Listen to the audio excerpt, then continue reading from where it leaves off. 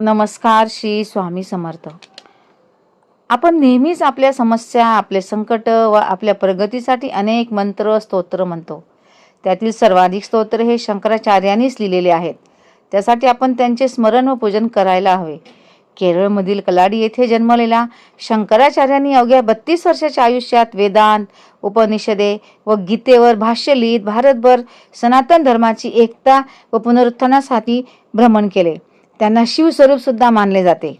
धर्म जेव्हा लुप्त होत चालला होता तेव्हा शंकराचार्यांनी पुन्हा प्रतिष्ठा मिळवून दिली. आद्य शंकराचार्यांना भारतीय संस्कृतीचे आधारस्तंभ मानले जाते. शंकराचार्यांनी हिंदू धर्माचे संरक्षण तसेच हिंदू धर्माचा प्रचार असे प्रचंड कार्य अवघ्या 32 वर्षाच्या आयुष्यात केले. विविध स्थानांवर देवतांची प्रतिष्ठापना करून लोकांना उपासना करण्यासाठी प्रोत्साहित केले. अशा जगद्गुरु भगवान श्रीमद आद्य शंकराचार्य स्वामी महाराजांचे किती व कसे गुण गावे. अशा थोर संतास माझा मनपूर्वक शतशः दंडवत. धन्यवाद.